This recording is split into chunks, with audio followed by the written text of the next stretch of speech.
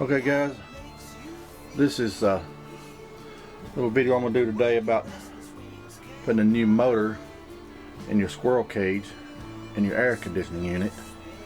You can see up in here, down here where you see,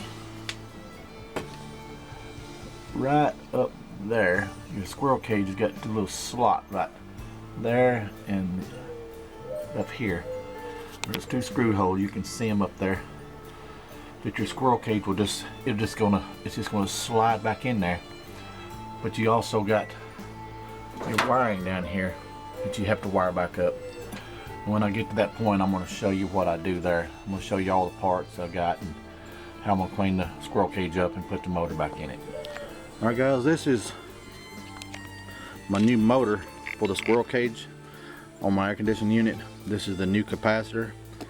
Now I bought it separately, and this motor came with this one, which I'm not going to be using. I'm going to keep it for a spare. I just don't like this style. So when I get this squirrel cage cleaned up and get to start putting this motor on, I'll show you what that looks like. Alright guys, there's the motor in the squirrel cage. Got my ground wire right here to hook back up. That's just simple, just a ground wire right here. And I have the little box here that the capacitor mounts in. You can see it's mounted, and my wire is going to go down through here, and part of them do, part of them don't. And then power in from the house comes in right here. Got a little plastic piece right here, and these are addictions to get out, and they slide in around your wires once you get them in there. And when I get this in here and wired up, I'll show you what that looks like. Stay tuned. Alright guys, I'm going to show you a little bit right here. Now this capacitor, this dark brown wire, it's going to hook right here, and then your brown with a white stripe is going to go on the upper side. Now it can be a little different on, it's going to be the same on just about any, I'm sure. So depends on your unit and if you have a 110 or a 220. This is a 110 fan.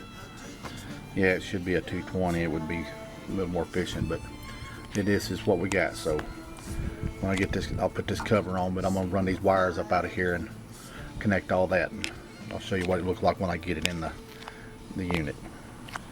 All right, I got my capacitor hooked up, my wiring run through, and there's a diagram on here which I don't need, but we'll be taking it in here in the house in a minute and hook this dude back up and get my air back running.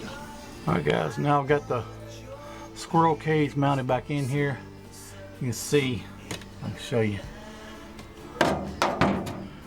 Right in here there's a little screw there and another right on that side.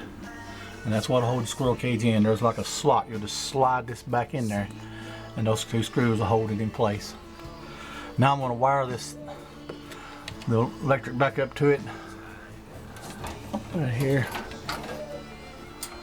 and then turn this thing on and see what happens. Alright guys, this is the air conditioning squirrel cage wired back up. I'm going to show you. This is a red, black and white 3-wire configuration. Now the black goes to the black inside this box, the white goes to the white, and the red will hook to the blue. It can hook to the red if there's a 4-wire configuration. It could be a blue wire and a red wire in there.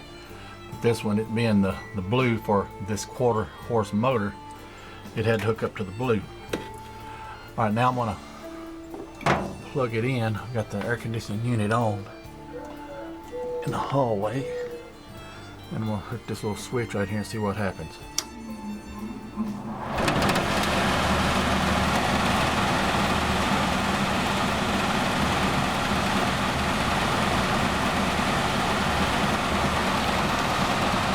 Looks good to me.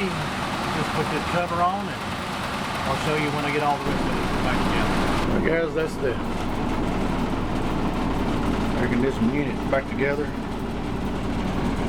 All the covers back on it here, and close that up.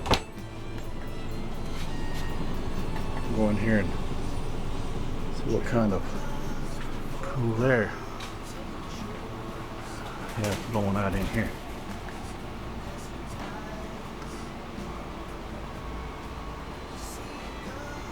Oh yeah. Alright guys, that's going to end this video of the air conditioner squirrel cage replacement. I'll get back with you a little later.